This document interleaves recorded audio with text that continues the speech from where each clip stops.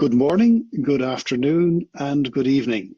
Wherever and whenever you are, welcome to our VWEC Metaverse Expert Series.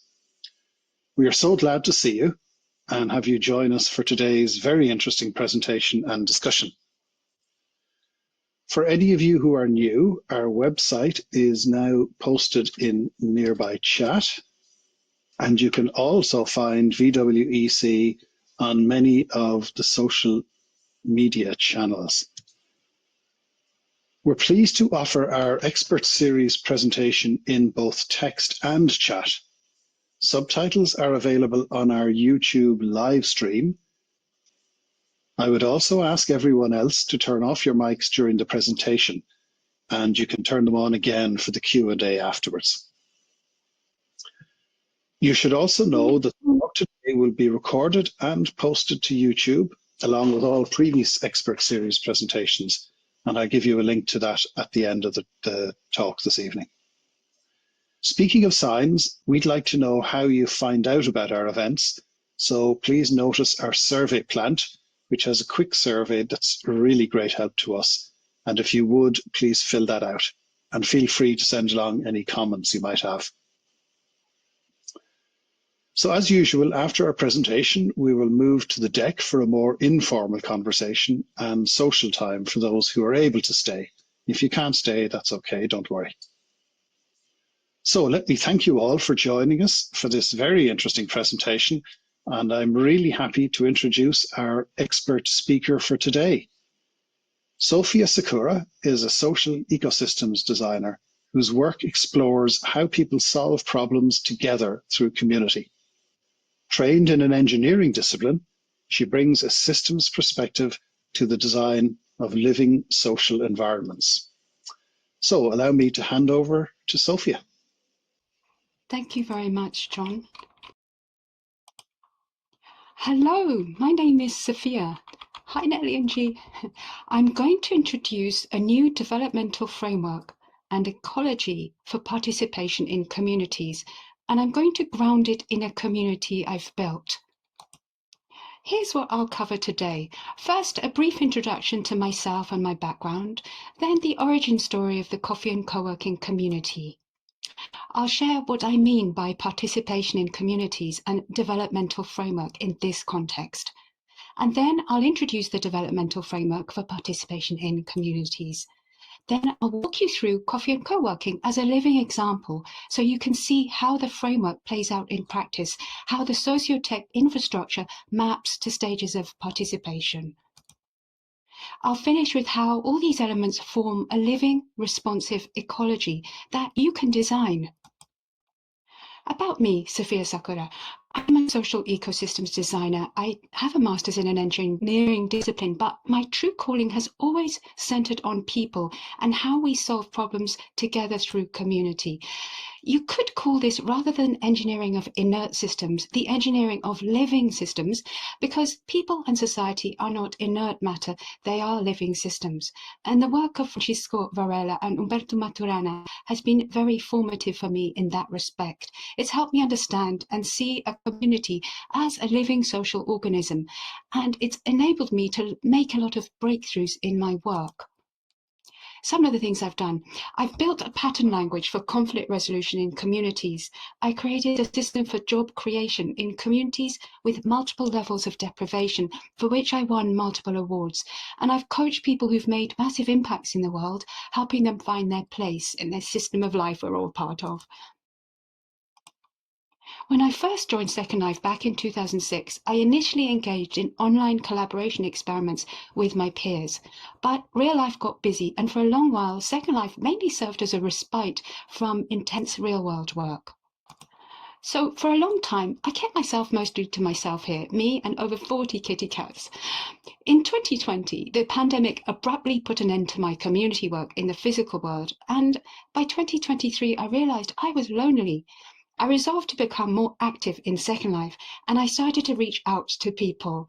I love cafes and conversation, but I did have to work. The idea came to me to work from a different cafe every day. So many cafes were empty, and this might bring them a little traffic, help me meet people, and I'd still get my work done. So I gave up my home and began a new second life. I started small, just me and a cat, a different cafe every day. Gradually, friends began to join, and then more people came, and a group naturally formed, and this is where it all began in May 2023. Fast forward to now, Coffee and Coworking is a thriving community. We gather across the grid, inspired by the diversity of cafes in Second Life. I will describe the Coffee and Coworking community shortly, and then introduce a framework to better understand it and actually any community by. But first, let me address some key concepts. Let's start with participation in community. It can sound simple. People show up, they join in.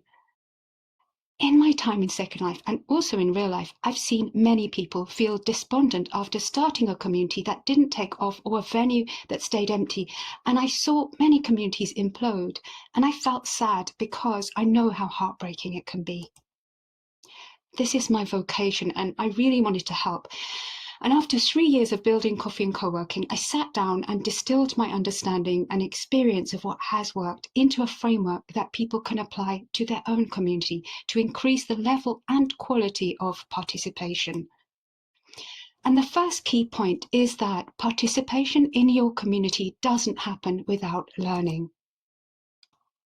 There's formal learning, and then there's informal learning, which happens through observation and experimentation.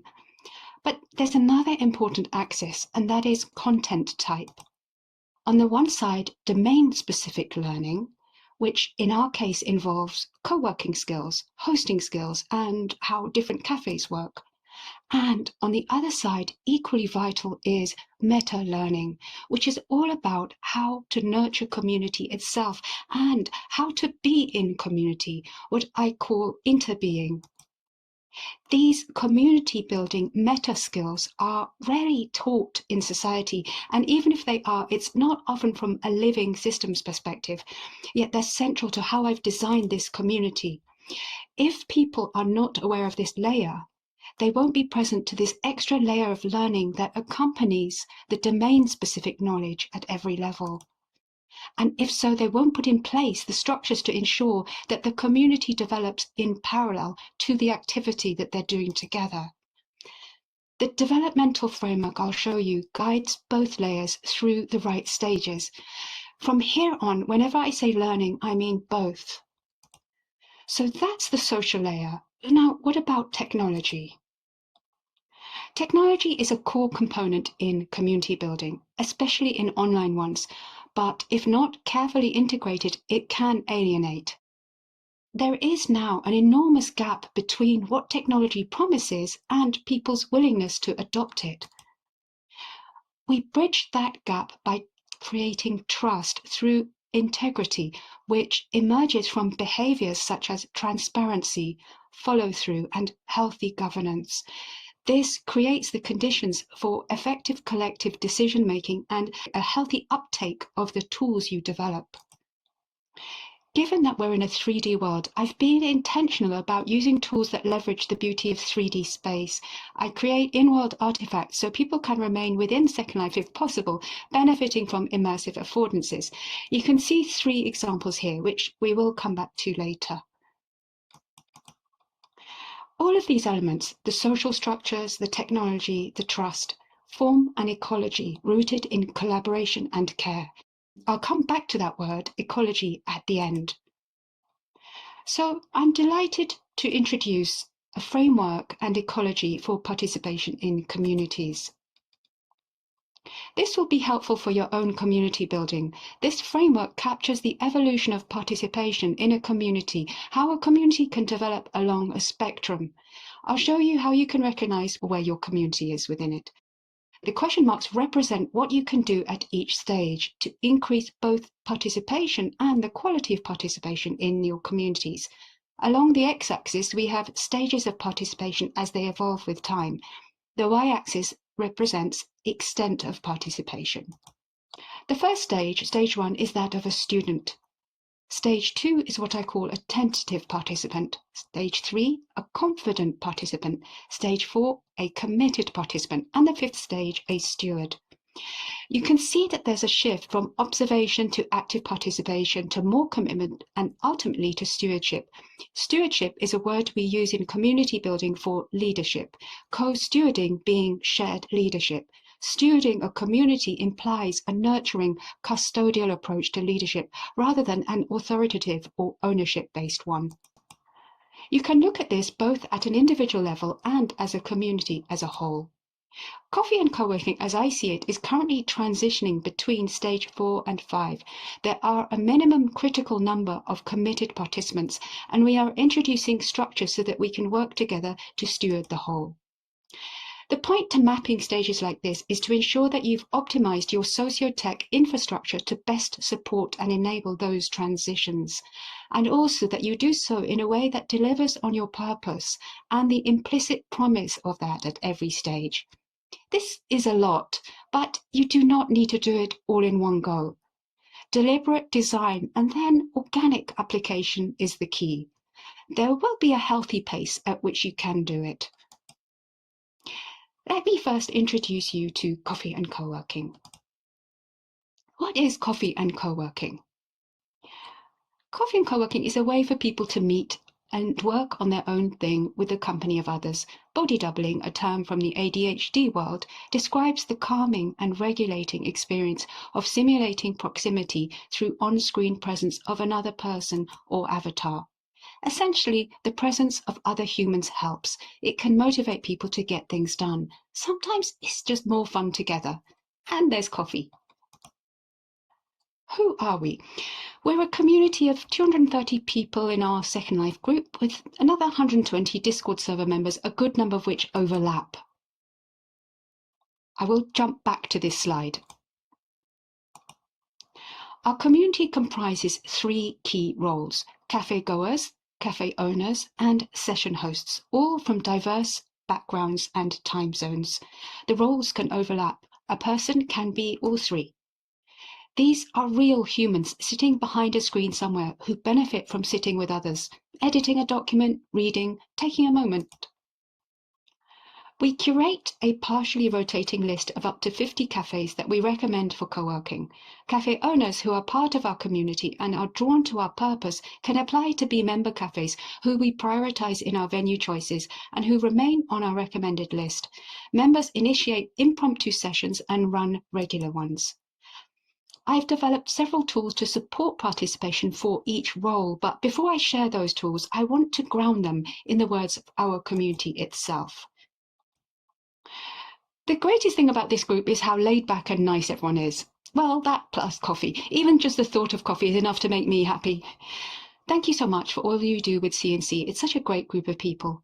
It's such a friendly and welcoming place. I love the non-judgment of this community. There's a sense of being back in the old days when things felt fresh and there was hope. You've inspired us all and built such a warm, inviting community. What these quotes tell me is the design work is translating into lived experience. A principle that has guided me throughout: when people show up to your community, can they see 2 things clearly? The outer game, what visibly happens, what's easy to see on the surface, and the inner game. How do you actually thrive here? How easy is it to participate? How do you discover the social codes? How much is explicit rather than implicit? Most humans want to know how to succeed in a system. We have so many examples in society where the path to success is unclear or even deliberately obfuscated. So I asked myself, how could I create a different experience? The aim became to codify what it takes to do well and make that explicit, then socialize that learning throughout the community. What infrastructure can move people from shy to confident in ways that are comfortable and uplifting? Let me show you how I applied this for Coffee and Coworking. Here's a timeline that highlights the socio-tech infrastructure that has helped us at each stage. In May 2023, I held daily co-working sessions at different cafes. I soon created my own cafe and shortly after formed a group so that people who wanted to could join me. I developed the Where is Coffee and Coworking HUD. You can see the HUD on screen in both images. When people click on it, it makes an HTTP call to a Google spreadsheet. The user sees the next scheduled session printed privately to them in local chat. It's a neat and convenient way to always see when the next scheduled session is. Initially, I updated that spreadsheet daily, manually. In December 2023, after 7 months of hosting daily sessions and 70 unique cafe visits, real-life work meant I could no longer host daily. I let the community know, which felt hard. But I created a Discord server with bidirectional sync so that Discord members don't need to be online at a particular moment to learn about sessions. I emphasized how anyone could host a co-working, and I encouraged people to. In March 2024, I wrote an open letter to cafe owners, helping them understand what to realistically expect when they asked for their cafe to be on the recommended list, and framing the whole as greater than the sum of the parts. In November 2024, through conversations with community members, we noticed sessions had different atmospheres, some quiet, some social. This was a potential source of confusion and reflected the challenge of interbeing. How do we communicate our often changing needs and offers? I identified 3 key session types: lounge, quiet, and sprint, with clear terminology for each, giving people both an ontology and explicit permission for different working styles. I put this into a HUD called the Cheat Sheet, a friendly slideshow accessible within Second Life that teaches not just how sessions work, but the ethos that helps people enjoy the experience. In May 2025, the first set of moderators emerged, 6 covering all time zones, trusted individuals with a variety of capacity and long-term understanding of Second Life. This was a quiet game changer for me and a real milestone, a felt sense of something that had gone beyond me. I wanted to host more sessions again, but there was a new point of friction. At times, I was so busy I couldn't promise the normally expected level of friendliness and presence. And because people wouldn't get the normal social cues that you could give in the physical world, I realized I needed a way to mimic that. Within a session, your presence can shift between focused work and availability, and ideally you need a way to signal that fluidly without interrupting the flow. I'd wanted a HUD for this for years. With vibe coding, I finally built one. I'll put on the HUD so you can see it in action, and you may want to focus above my head. So green means I'm fully present and engaged. Yellow means away from the keyboard. Purple is deep focus mode or ghost mode. It's not so much do not disturb, it's more like here's what you can expect from me right now. And for sprint sessions, pink mode, a synchronized timer so everyone can see when the next break is coming or when work resumes. If you're interested in trying it, please let me know, and I will be making it available to the wider co-working community in time and beyond. Back to the timeline. After a wonderful month of co-writing sessions in November 2025, in December, some members stepped forward to run the first member-led regular sessions. I sensed a genuine buzz around the community, and a manifesto emerged. It reflects what we actually are and our shared values. It went down very well with the community. I won't read it out as it is in the co-working kit you can get afterwards from the pink poster. I'll just say that the community really love it, and many have put up posters of it in their own cafes voluntarily. Late 2025, we instigated an automated poster system ensuring consistent messaging wherever newcomers encounter our posters. Previously, it had been enormous work to keep every cafe note card updated. This accompanied the formalization of member cafes, those that feel aligned with our manifesto and have one of our posters at their cafe. The cafes are themselves beloved members of our community.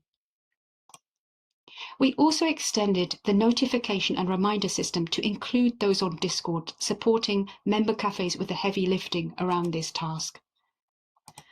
And if you remember the Where is Coffee and Coworking HUD and my manual per event updates, it now automatically updates from our online calendar after each scheduled session ends.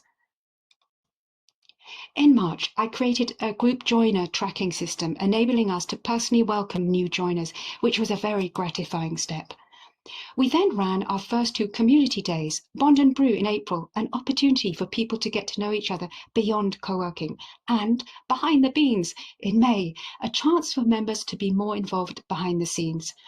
Both events ran 3 times in one day for Oceania, European, and America time zones. These events were a launchpad to move into shared stewardship so that we can better meet those needs.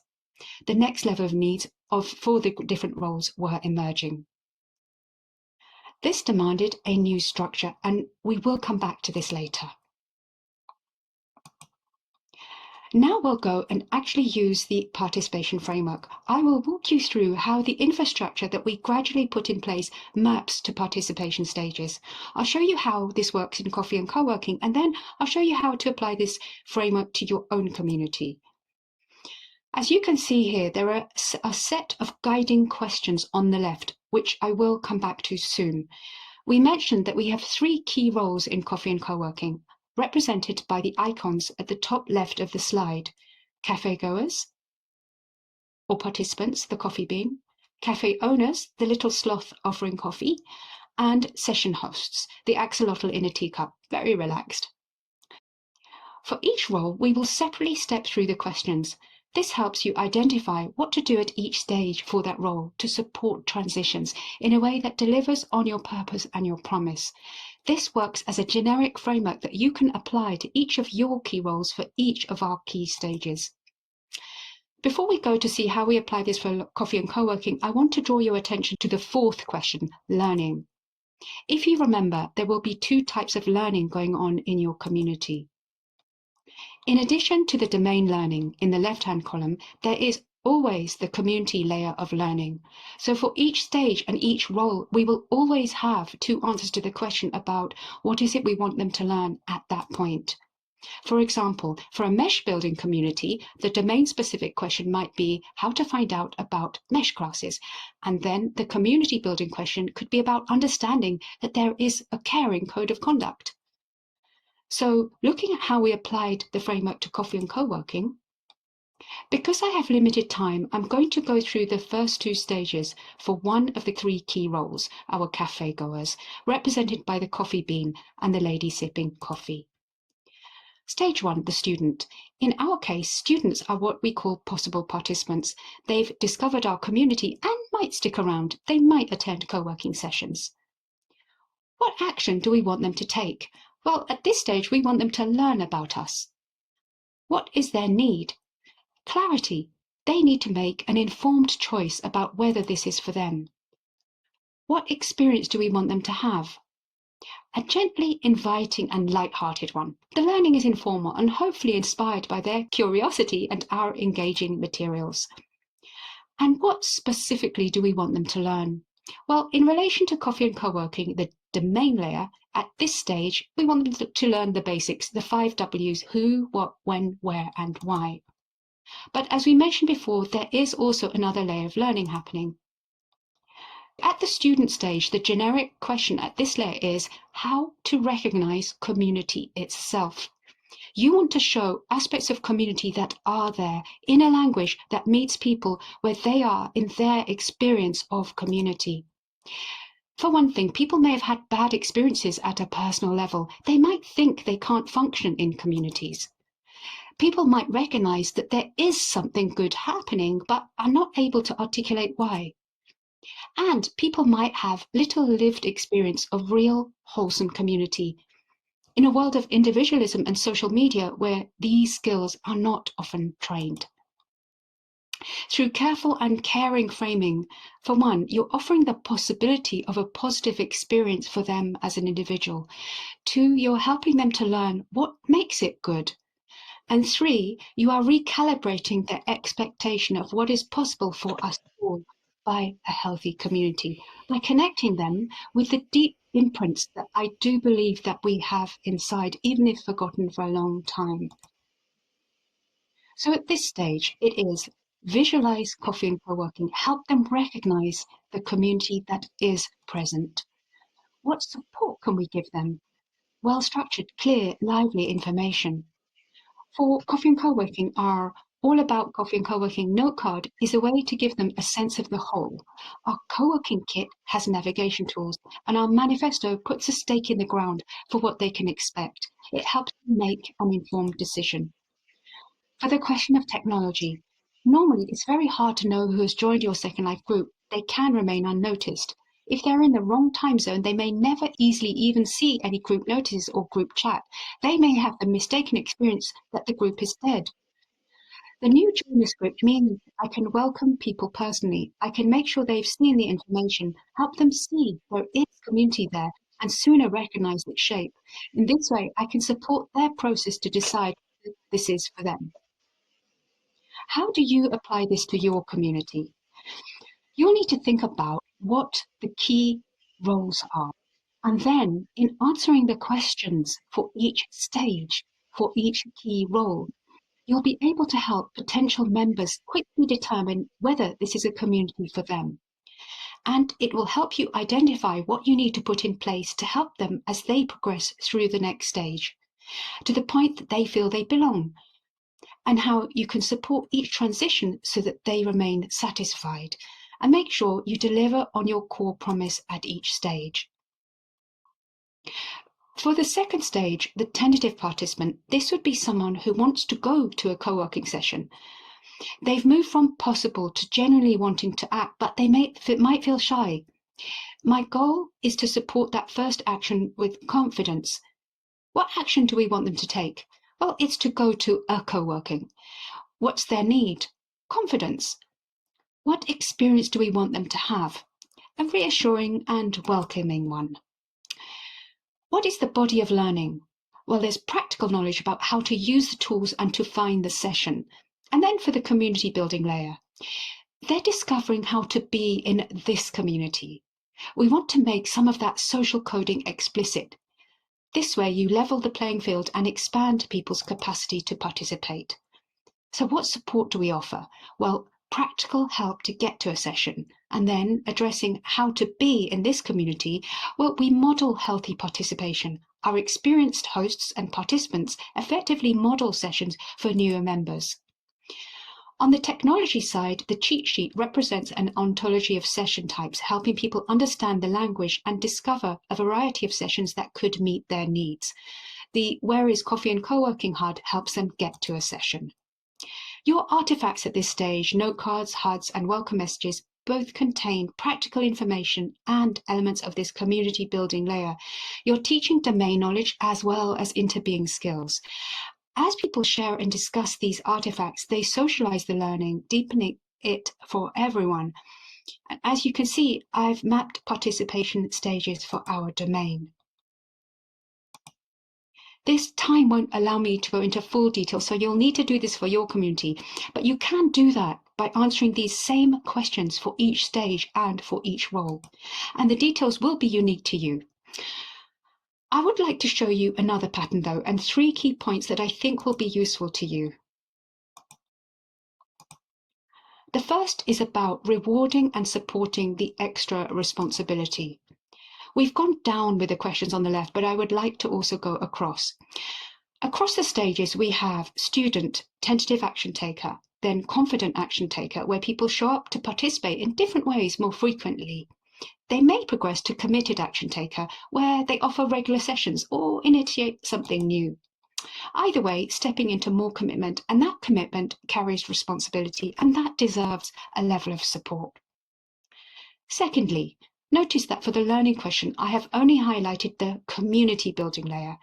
You'll need to figure out the learning content specific to your domain, but this community building layer is the same for every single role. The community building content follows this same generic pattern as any role progresses through the stages. And one last useful point to be aware of, stewardship, a word we use for leadership in communities as it encourages an ethos that helps people to adopt a nurturing custodial role rather than an authoritarian one.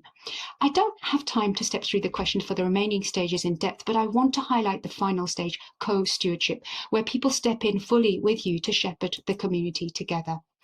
Substantial infrastructure is needed at this stage, systems for collective governance, decision-making, and so on. I sometimes call this embracing the whole, truly seeing and caring for the community as a unified entity.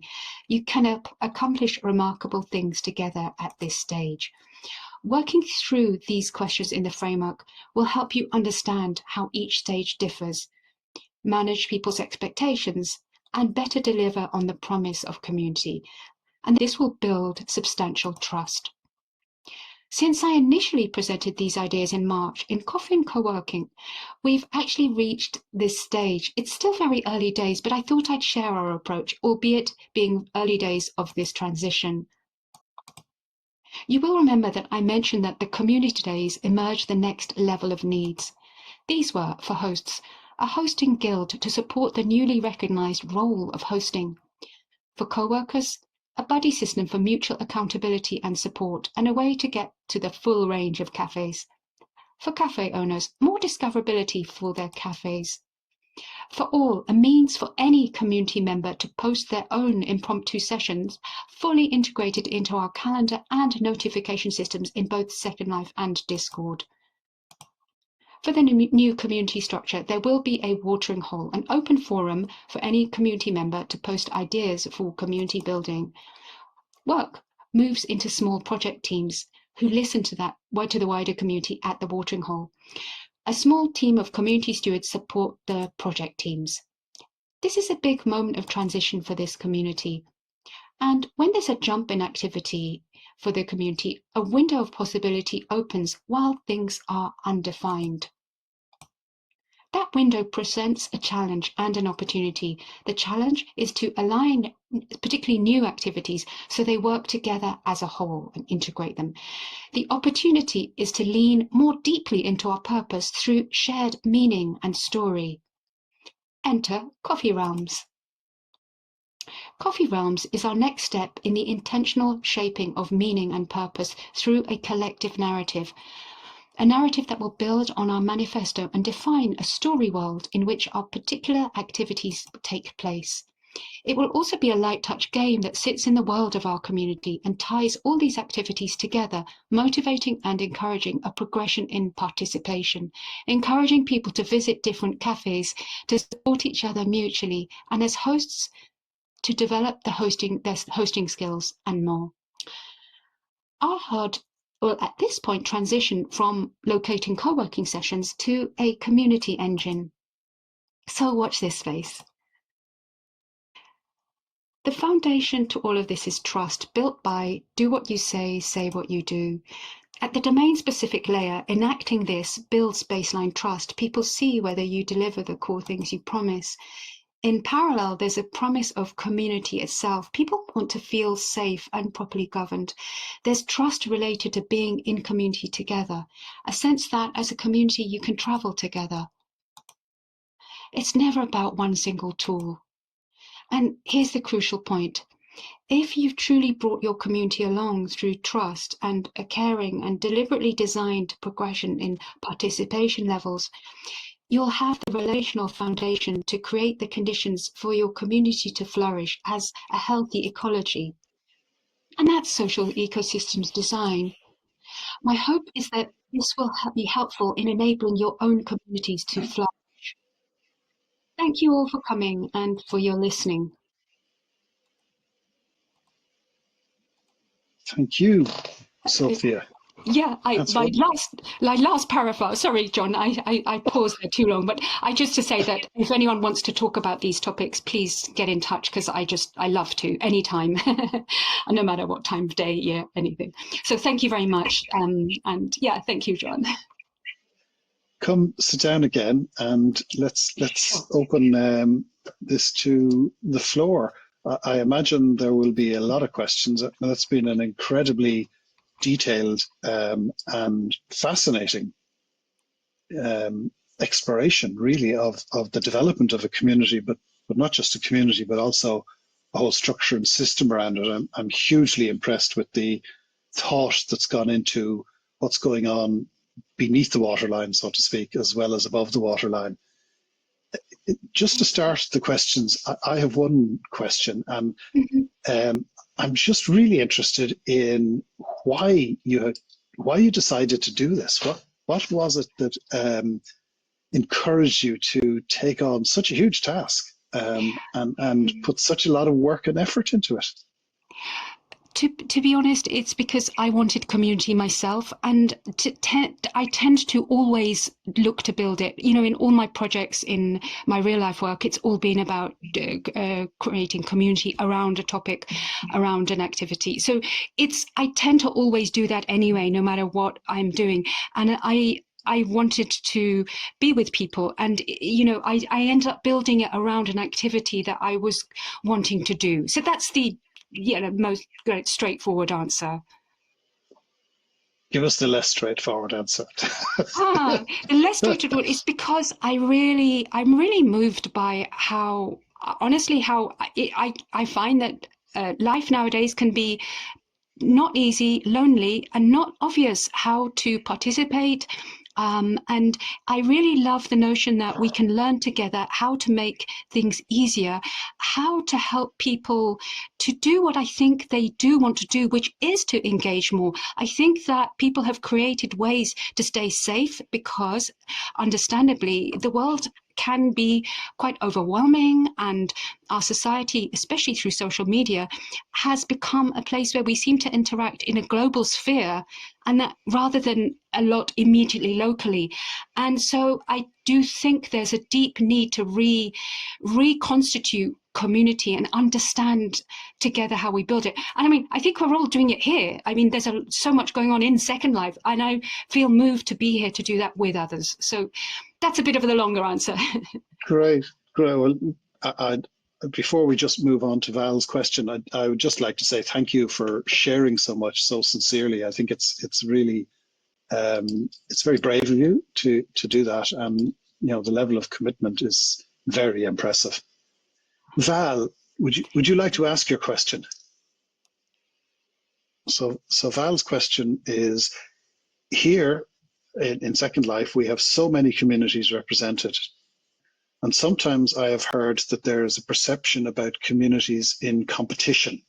How do we make it clear that one can be involved in more than one community? And Val adds, your voice isn't working, or she would have asked herself. Oh, sure. It's a great question. It's a really great question. I think that, and I actually see lovely examples of it in this community here, you know, with the group notices going out in many other groups and that level of collaboration. I think, for one thing, in a simple sense, is, you know, modeling participation in multiple communities is a great thing. So for people who run the communities to be clearly active in other communities, you know, sets a tone and demonstrates that level of collegiality and collaboration. And I think that is happening here. I know there's a challenge when you run your own community, that it can be so time consuming that it's very difficult to participate in other communities. But I think that then goes to this notion of, the sooner that we can have other people come on board and help us, the better. And I've left it in, if I'm honest, a bit late to do that. You know, it's taken me a while to build the structures to involve people. And if I've, you know, a lesson I've learned is to do that sooner, because in doing so, basically then it's, you know, it's the sustainability that frees ourselves up so that we can then go and model that kind of participation and collaboration. Yes, indeed. Marley had a question. Would you like to voice it, Marley? It's just lovely to bring other voices in. Hello, wonderful Sophia, who I love. Oh, the feeling is mutual.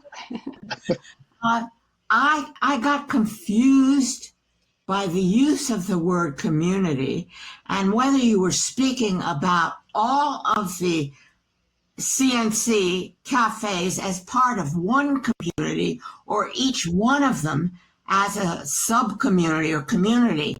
If it's the whole, some of the people in the community have never encountered each other, right? Because they're in different groups. So maybe you can clarify that a bit. Absolutely. So this is an interesting question, because coffee and co-working is effectively, by definition, a community of communities, because the cafes are distributed, and each cafe owner will be trying to build community for their own cafe. And the challenge here is that can we contribute to the network effect? Can we find a way that people, we support people to build their own community around their cafe, and also contribute something to the wider community, so that there is that give and take. It's very different for each person, and it's very different in moments of time. It's it's very much not a transactional thing, I'll say. Also, people have there's a time has also another dimension, in that people will have a need for co-working, and then not for a good while. It can be very intense for a while, then not at all, as they come and go. So this community has had to find ways to work with an enormous fluidity of people coming in and out, and also a lot of people that lurk, and only when they're comfortable will come and come to a session. Some never have. But I've been in contact with every single person who's joined, and I know for a fact that a lot of people, and I think this is a very important point, just by seeing a constructive community happening, feel a certain sense of safety. Just knowing that it's there, they feel that they can come if they want to one day, and they often plan to. So it's very important that what's seen, you can know that other people will be very much impacted by that activity that is visible. And so to ongoingly support people to feel welcome, no matter whether they've come and gone or long gone, and have this notion of quite a transient community. Is the thing here. It's I try not to do too much at my own cafe, because I don't want to skew too much associated with my own cafe. I really want that distribution, so that we have this fluidity of keeping moving.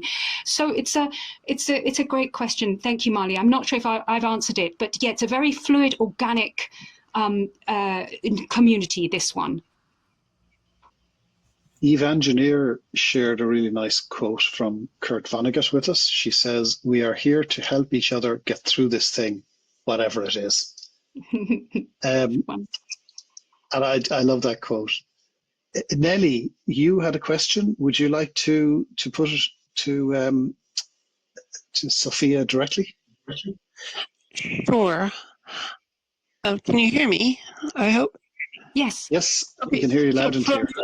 From my perspective, transitioning from a single cafe owner who does it all, the hosting, the responsibilities of the place, and the physical plant that supports it, I delegate. I've learned to delegate, but would love to be in a situation in which someone who wanted to take on a specific role could, with confidence and an assurance, could do so with confidence and an assurance of support. How can one get there and find those people who want to be involved in an SL in which venues depend on a single personality in their inner circle, and those venues simply come and go? Nelly, help me understand. Do you mean because I see how you delegate, and I love how you do, and how you run Octavia's. It's a wonderful place, and you have others involved. And you've inspired me actually to move into this stage that we're moving into. So your question is, you would like to find people to take a specific role in your community, do you mean? Yes, exactly. For example, someone who loved to host and excelled at hosting, but doesn't want to pay the tier or deal with codes of conduct, or deal with the prims. So the immediate thing that I really hear you. I think how I look at that is that we'd have an outer wrapper. The outer wrapper would be the little by little gathered like checklist of here's what you do, and we've worked that out for you. All you need to, there's resources so that you can come in here and you can be freed to do your hosting. So for one thing, offering that people can know what they can rely on, that they don't need to do, and what the expectation that they can do. To be clear, would be one thing. Finding finding those people, I think when you're looking for a new kind of role, it's really about gradually working out what language, people are already looking for something like that in, and I think it takes a while, and to gradually introduce maybe a role as something that people could start to recognize and think, oh yeah, I can see that. For example, with hosting in co-working, it wasn't there at first as a word, and my background is of hosting, so I didn't talk about it too much, but it was only when it started to it started to be obvious that such a role would be relevant, and then the name really helps. So it's a little bit, I think, the catching the situations for which that would be a really helpful role, then giving it a name and a shape, and in a way, just I think putting it out everywhere and seeing also what kind of people might like the role, because some people really want something with just a little bit of responsibility. And I think for that, ideally there'd be forums and places where we can find people who want smaller roles. But I think more than anything, it's word of mouth through the community, but also putting the word out in other communities. And, what we're doing now, which is community builder to community builder, having this conversation. So, yeah. All right, well, brilliant. I think we're really building something here, and I shall take notes on the host role so I can get a better understanding of it myself, so that people understand what to expect from it. Because when it's open-ended, they don't know what the expectations are. That can be challenging, and I know that I've walked away from things that were not well defined. Thank you, Nelly. And it's interesting because actually I was having a conversation with a dear friend who was saying, actually, hosting is really a thing in the music scene. It's just not recognized in other environments. And I think, for example, for academic situations like this, it's clear and understandable. There's, there's a host, a speaker maybe, and we've got those distinctions. But for these informal situations where where people don't even really think about it as a community, a lot of the time, it's just people gathering together, having a bit of coffee. And at first that's all it was, but little by little, then I think these I think in that sense roles mature. They come into their own at a certain point, and suddenly it feels really obvious. They're like, why didn't we think of this before? Yeah. I know, and yeah, the real. I've been in quite a number of real life co-working spaces. I like to say from A to Z, so from Amsterdam to Zaporizhia, and all of those places, they all have some concept of hosting. The buck stops here.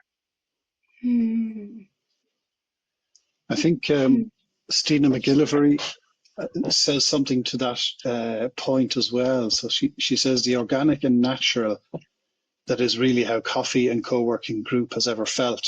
And I think that's really interesting from somebody experiencing it.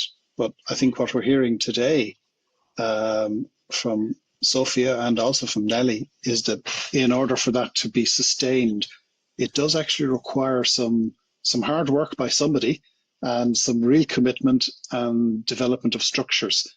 And Eve Engineer says something similar in terms of expectation management can make or break collaborations. So that I think what you're saying, Sophia, isn't it that there comes a stage where some structure has to exist, and that has to be produced by somebody. It doesn't just come out of the air. Yes, and I have to confess, I love building structures, and my danger was to try and do that too early, and what I have had to do, and really be patient with that, is wait for the need to emerge from within the community.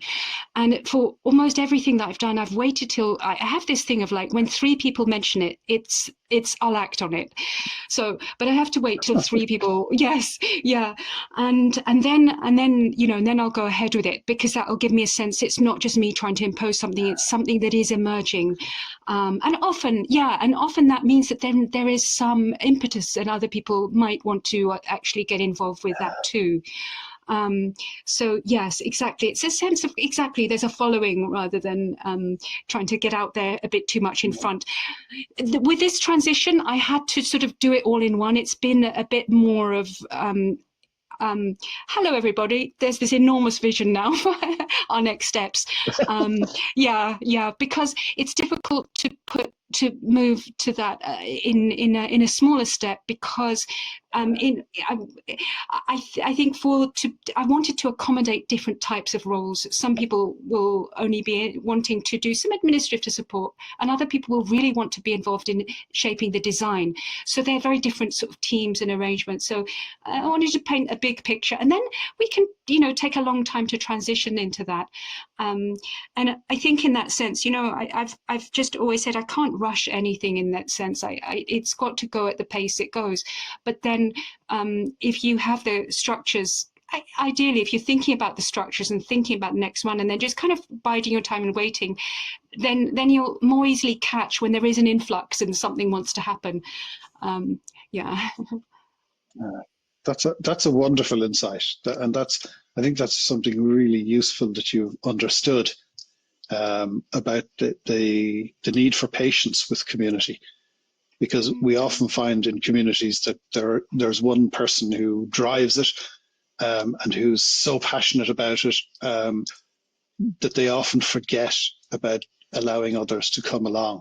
And of course, the whole secret of community is that it is community. It isn't just one person. So that's a lovely insight, and well done. That's really nice to hear, and to have it spoken so that we can all hear it and understand it. Thank you. And another thought came up, and that was just that really validating different ways people show up. Some people will show up and they can be quite spiky, but, and I know this will be very familiar to many of us here, but actually it's because something means something to them. And in fact, we can support that activity and help them find their way in. I think it's so much about helping the different kinds of people who come along to find their way in to what we're doing. And hopefully little by little, that's an activity that's a distributed thing. And I have seen that. I have seen people pick up on these values. And I do think that when people say it's a great group of people, my honest view is I think if you have the conditions in place, it brings out those aspects of people, and that our society is full of mostly great people who just want to belong and participate, but it's just it's not obvious how. And so that sense of, if someone shows up and says, I didn't know how to get here, and I say, well, didn't you read the 7 things I sent you? Well, no, they didn't. They probably didn't, and there's probably a good reason. And so it's so tempting to think, I sent you it in 7 language, and I carrier pigeon. That's enough, But actually, I think that can be quite. It can actually tire one out thinking that that those 7 things can be enough, in the sense that. I found it's always amazing to understand what I can't see myself, and I think something is so clear, and then someone says, oh, but it's backwards, and I haven't even seen that because I'm looking at it from a different perspective. So this sense that we will learn from people who don't have such a good experience of one's community. They're really rich learning, and if we can find a way to work for them, then we can. There's probably something that the potential, I think, in the community lies there as much as we can do.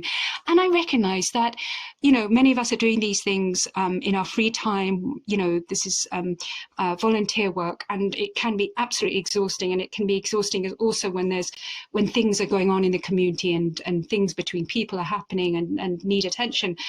So I think it is about that balance. But I think in that sense, that's why stepping back and really thinking about, okay, what do we want to aim for together over this next transition, and we have that sort of longer term thing, and then we'll zigzag in our own way to get there, but be thinking, in the sense of like the potential for it together is just a lovely thing to do as a community together, to dream a bit, to give ourselves that chance to dream a bit, and then also, then let that rest and give it time.